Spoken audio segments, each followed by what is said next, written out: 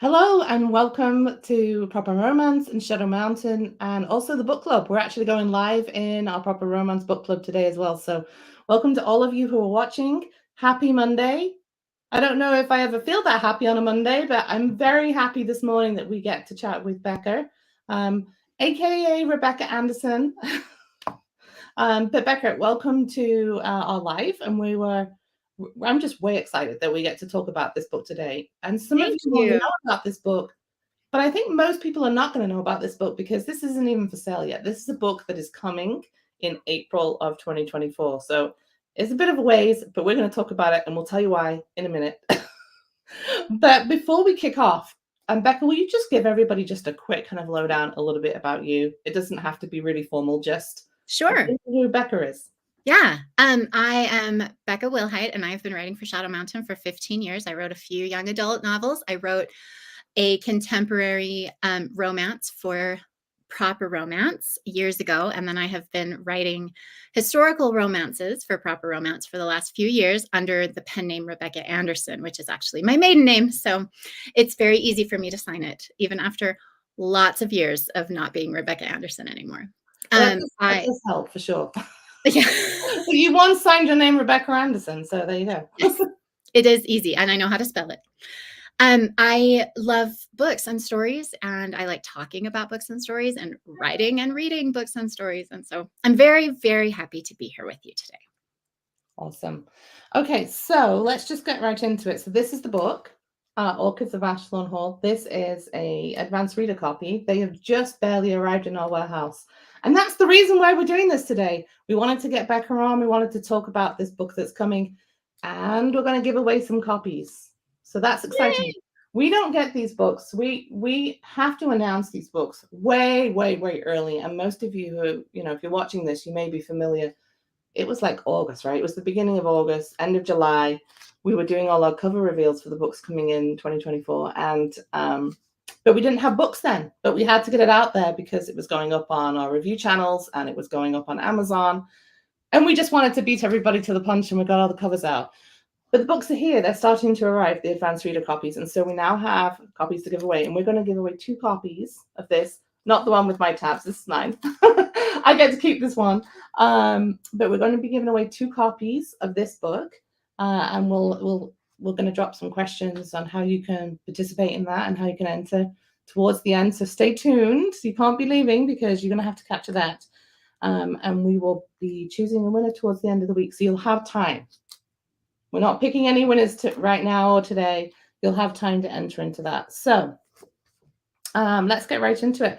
This book is releasing on April 2nd of 2024, which, it's not that far. It's only, 5 months away?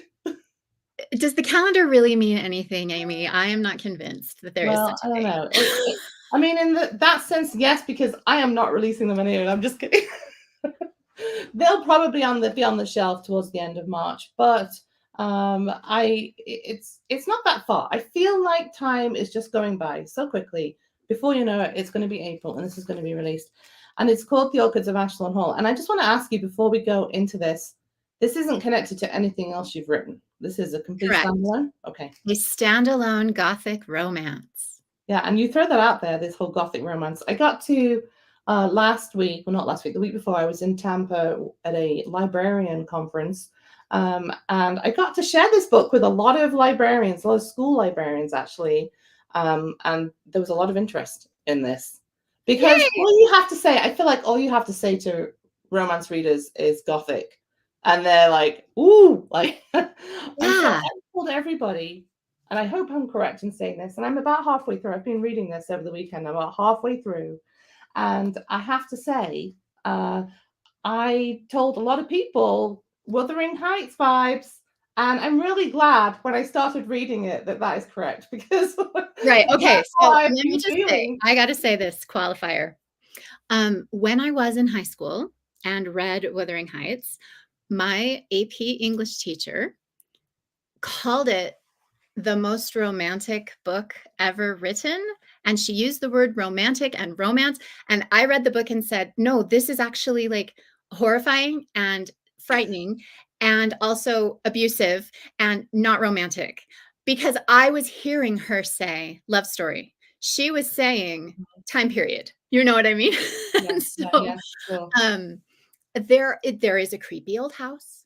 Yes. There's a lot of wind on the moors, but the relationships within the novel are way, way more.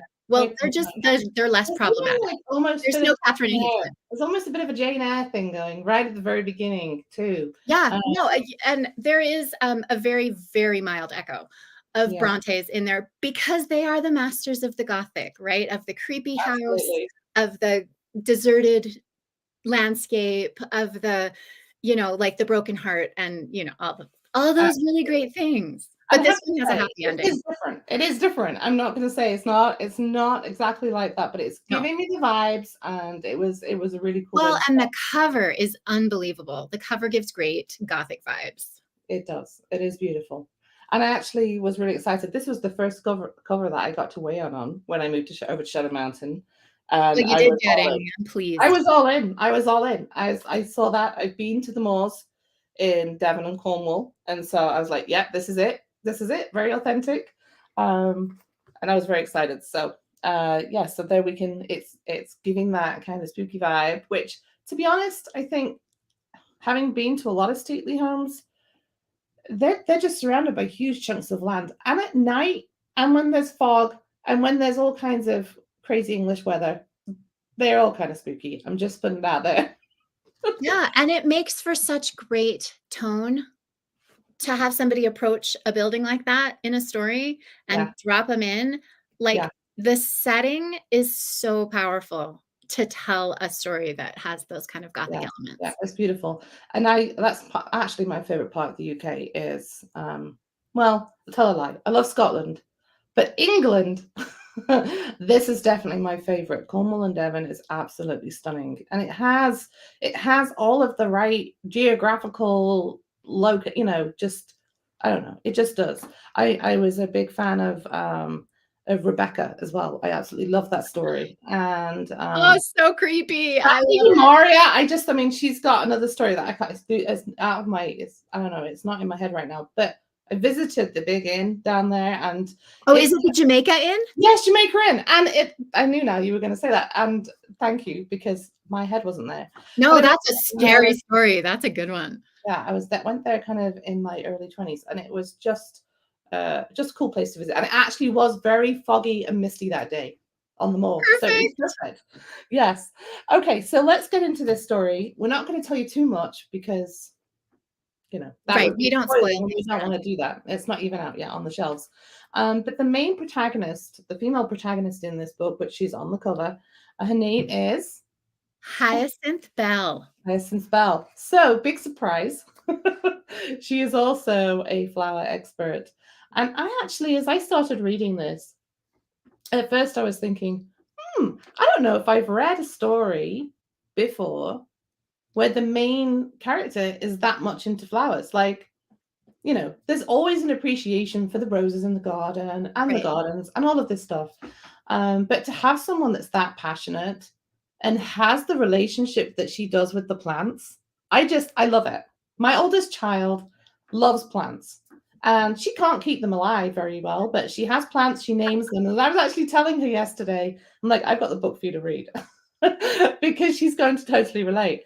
And so I had well, actually, before I ask you this question, there's a quote in here that actually I'm going to read out because I don't think it's very spoilery, but I think it really does give us a good kind of, I don't know, I think it gives us a good eye opener into Hyacinth. And so I'm going to read it. Okay. It says, one of the greatest privileges of working with Mr. Whitbeck's orchids all on her own was the freedom to speak to the flowers. She had no delusions that her conversation would ever be reciprocated, of course, but she loved to prattle at the plants as though they were her friends. If nothing else, a steady stream of chatter made her feel less isolated as she spent her days alone in the orchid house. So I'm going to turn it over to you, Becca. Let's talk about Hyacinth and her flower, her love of flowers, and her naming of plants. Okay, so I think that it's pretty normal, honestly, for people to name and to personify the things that we spend time with. Like, I have a friend who has a favorite dish that she serves things on, and the dish has a name. And her love language is let me feed you, right? And I think that the things that we connect with, we sort of tend to personify. This is important for Hyacinth's character because she does tend to jump to some conclusions that she knows are unreasonable, like that her flowers will ever speak back to her or anything like that, which makes the super gothic-y parts of the story a little bit more it just works, right? And I kind of want you guys, when you're thinking about this book, to think about Northanger Abbey if you read Jane Austen, because Northanger Abbey is a great Gothic novel, but it's told with her tongue firmly in her cheek, right? She's definitely making fun of those of us who fall victim to the swoons that happen when there's a creepy haunted house, you know, kind of a feeling. So Hyacinth, like, she has a fun dual character.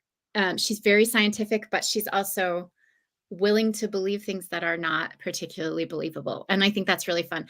Also, with her scientific mind, she has this ability as a character to care for the plants that are, you know, kind of in her stewardship in a way that gives those plants a life. And it's kind of like she just behaves with this sort of honor that I wish that I was really good at with the things in my stewardship. I would like to show you one of my orchids. Actually, I'm going to show you two of my orchids. Yeah. Can you see this? Because I was going to ask that, you know, are you a plant lover and be an expert? I'm a super lover and this kind of expert. I have had this particular plant. Let's see. Okay, this one came for my birthday last year. So over a year. And the blossoms have been gone from it for 9 or 10 months, right? But I would like you to notice how healthy the leaves are because there is still something going on inside this plant. I don't know what it is. I don't know how it works. This one still has some flowers dangling to it, but if I touch them, they would shatter. They're like dry tissue paper. I don't know where to put it.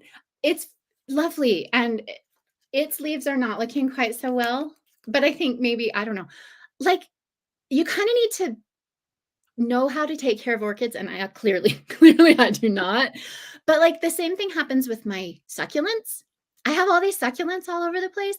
And I have decided the way to keep them alive is just kind of like give them a sidelong glance once a month and otherwise just leave them alone. Yeah. I have a table full of plants in my kitchen and I sing at it and I breathe at it and, you know, like exchange my oxygens with their oxygens and whatever. And that's about as sciencey as I get in my flower care. But you can imagine that once these were beautiful and then someday again, they will be beautiful. That's positive thinking. I love to hear it. I mean, I have to say, there is just some plants, if we think about the range of plants, and if you love plants and are a plant expert, feel free to drop. Yes, somebody else. I love plants. I'm not an expert. Yeah, we want to hear, like, I mean, maybe if you've got some top tips for Rebecca on how to revive her orchids, I'm sure she'd be happy.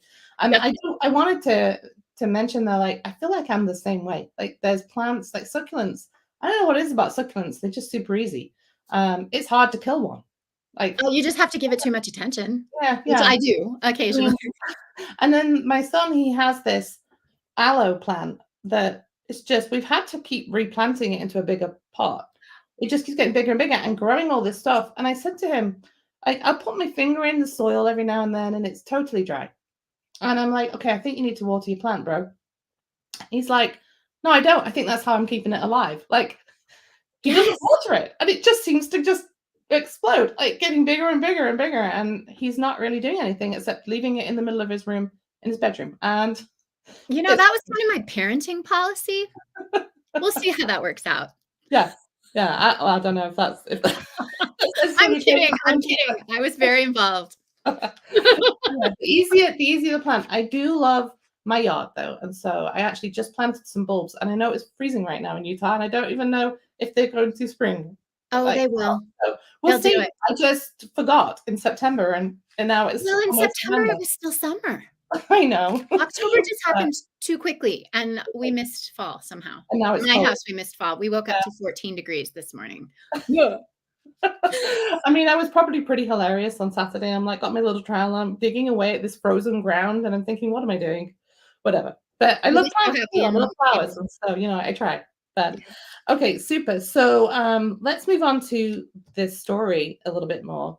I actually was really surprised. I knew that this was going to be, well, did I know? I think I knew that this was going to be a love at first sight story.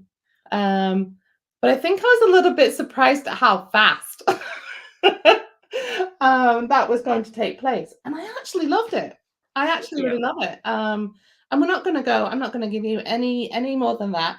But I Okay, can I actually, say one thing about that though? yes. The timing of their love got shorter and quicker with every revision.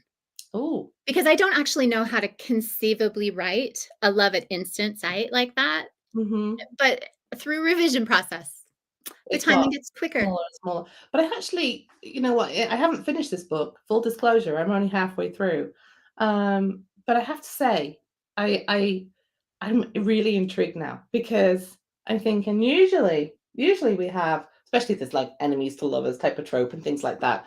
You've got like the whole book where their relationship is evolving and they're getting over all the misunderstandings and issues and things that they have. But right from the bat, and so I'm intrigued because there's got to be some conflict here that's going to happen, which you know about and I don't know about yet. Right, And right. so that's what's that's my okay, okay. Yeah. And so To it's going to see be, what's gonna get in between the and get in the way. and I love in this story. I mean, a lot of people have asked us, well, a lot of people asked us at the conference, is there ghosts in this story? And it's giving that vibe. And if you look really closely on the cover, I don't think you can see on the I screen. know, do you just wanna go like this? There is something in the window up There there. is something in the window. So we're not going to go any further and say any more about that, but just that there is definitely a huge, huge mystery element to this story. And I love that. I honestly don't feel like I've read a lot of, you know, historical romances with those kind of elements. And so it's exciting. I'm excited too. I'm excited to get this into some hands and see how people feel about it. Not Yes. that I'm ever gonna read your reviews. Thank you for leaving reviews. I love you. I don't read them. And that's okay. So I want to talk about, we're not even gonna give you any more info about that because you guys are gonna have to read this for yourself and you're gonna love it. I can tell you that right now. Let's talk about romance must-haves because I'm really intrigued, Rebecca. What are your favorite? I would say, what are the must-haves that you've got to have? What are your favorite tropes in a romance novel? And your expectations. I'd love to know how that Okay. goes on in your head. So I will confess that I am a little new to being a romance reader. Um, when I read a lot of, like I was an English teacher. I've read a lot of classics. When I read for fun, I kind of want something to tear my heart open. And so Mm, the reading of romance has been something that I've come to like later in my adulthood. And I love the comfort of knowing everybody's happy at the end. Everyone who deserves it is destined to live a long and happy life together. That is my very favorite comforting romance, like building block, because that's not even a trope. That's like a requirement, right? You have to have a happily ever after, or it just doesn't count as a romance. And I love that. I love the comfort that that brings in an uncertain world. yeah. I am a big fan of banter. And I love watching characters speak to each other. I love hearing what they don't say. So I really like it when you get inside one or the other or both heads and hear the suppressed thoughts and the things that I could never say that out loud. That's one of the magical pieces to me of reading a romance novel. Also, I I don't feel like I have to have both people's stories, but I do love a dual point of view story. This one is not. For reasons of secrets, the audience is not allowed to know the things the characters don't know, so there are secrets that we can't share. But I do love a good dual narrative um, romance. And then there are tropes that I absolutely love. I love an enemies trope because of how the banter works, Mhm. when they Yeah, just sort of yeah, despise each other. I I love a celebrity trope. Like in a contemporary rom-com, I love a celebrity trope. yeah. Um, I have learned that we, the romance readers, love a woman we feel we would like to be and a man we feel we would like to love. There are a lot of women I would like to be. And so that's actually really fun for me to kind of come up with a maybe slightly complicated, definitely you still have to be flawed. Not that any of us are looking at flawed women and going, I want to be just like that. But the idea that it for a character, for a story to be interesting, the characters have to have some flaws. So what are the kinds of flaws we can accept and still adore both of the Yeah. characters? I mean, they really do help us it helps us a little bit more relatable, I suppose, to our own lives, and that Yeah. really helps. Let's see, we've got Mara Singh here. She's Banter's why I love the enemies to lovers trope. I mean, would you say that's your favorite? I mean, it's one of well, actually, I would say Yes. it is. I have two favorites. That one and I actually like the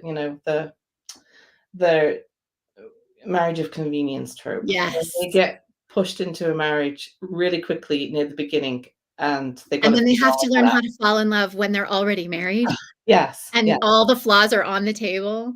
yeah. Yeah. I think I those are my also favorite. it's kind of a subtrope of enemies to lovers, but rivals to Oh, lovers, where yeah, they're fighting for the same thing and they can't both have it, yeah. and they manage to fall in love anyway.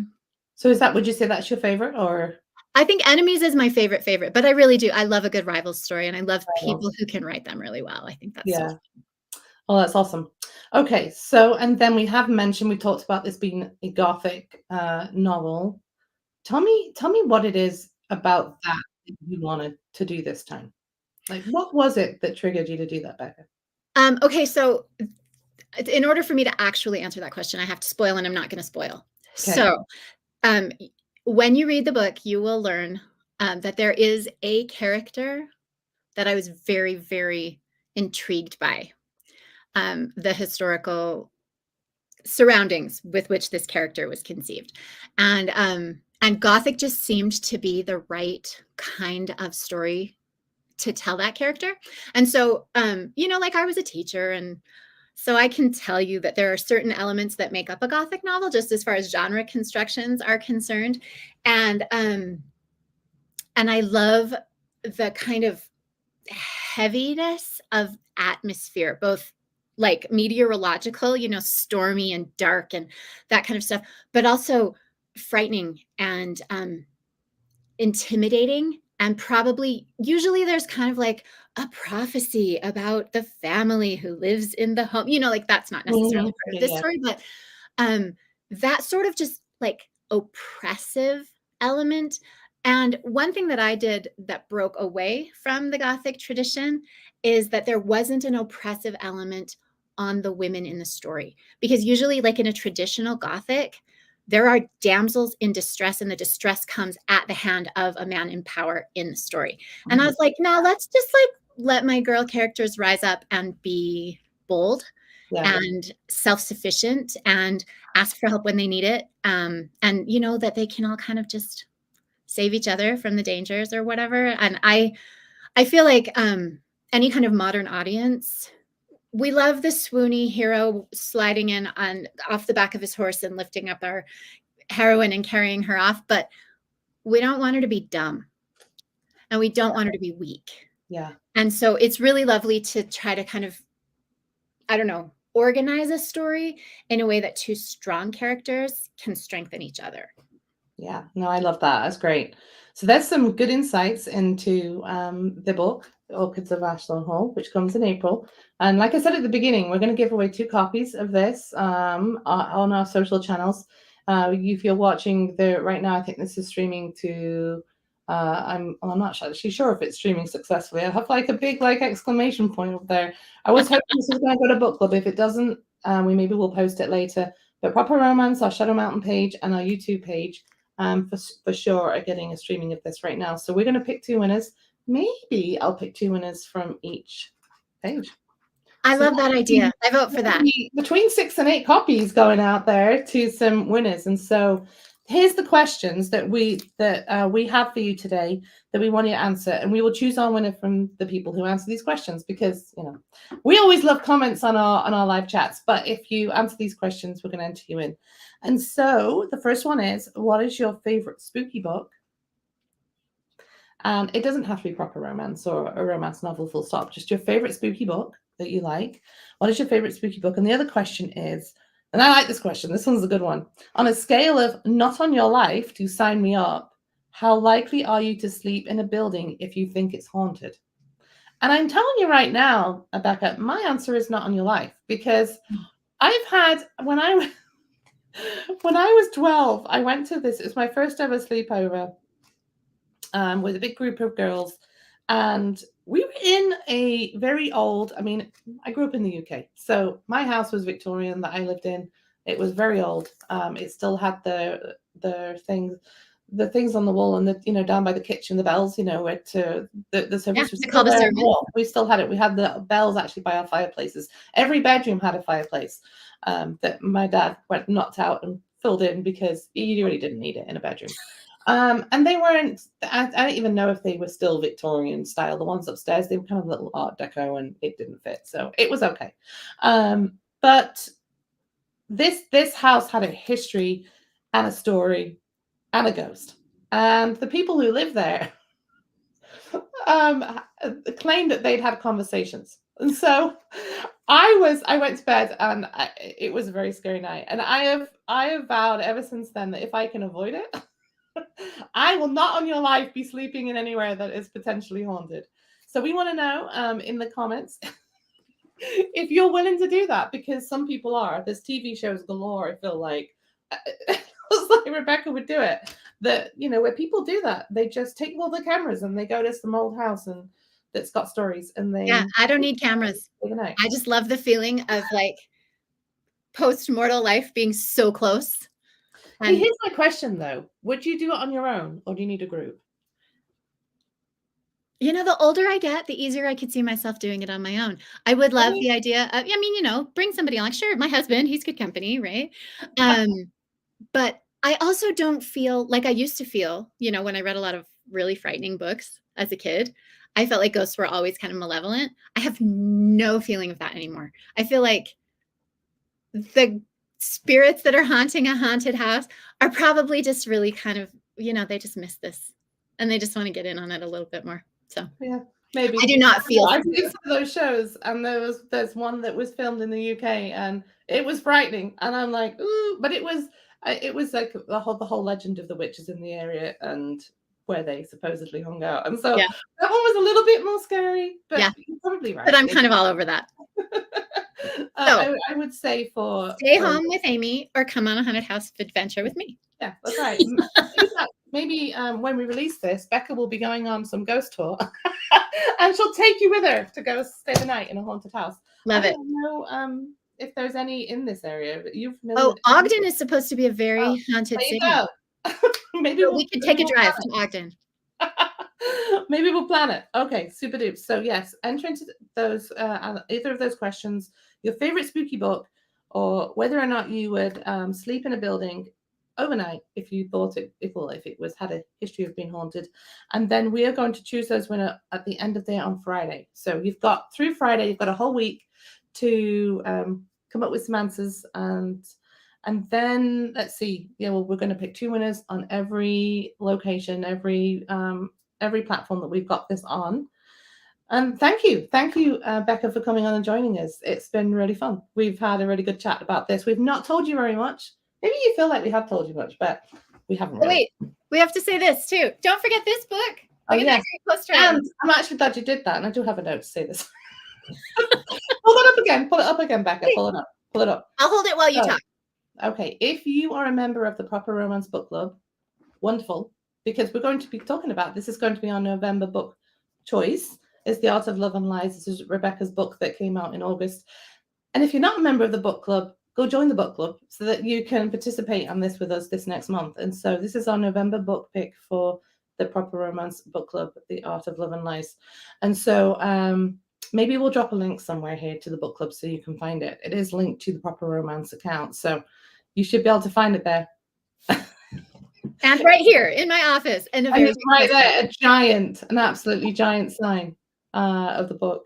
Here it is, normal size, friends. It's normal size. So you don't have to read the giant. Nope. There is no giant version. And there are pages in this one. And kissing. Yes. And this one, is this one Gothic? No. No. So if you don't like Gothic books. Victorian. There's an art heist. Yeah. I like a heist. Bring it on. Super. So there's some little teasers for this next month in book club. So join us in the book club this next month and enter to win the books in the giveaway. I'm giving away 6 to 8 copies. You all I want to have that book in my hand. I know Rebecca doesn't even have any yet. I messaged her over the weekend and I'm like, have you got any copies? And she said no. And I was, so I'm going to fix it. She's going to get some this week. I'm not. She'll be the first one to get some, and then we will pick some winners for the others. Thanks, everybody. I appreciate you coming. Thank you for joining. Thank you for watching with us, and answer in the comments if you want to know. Okay, bye.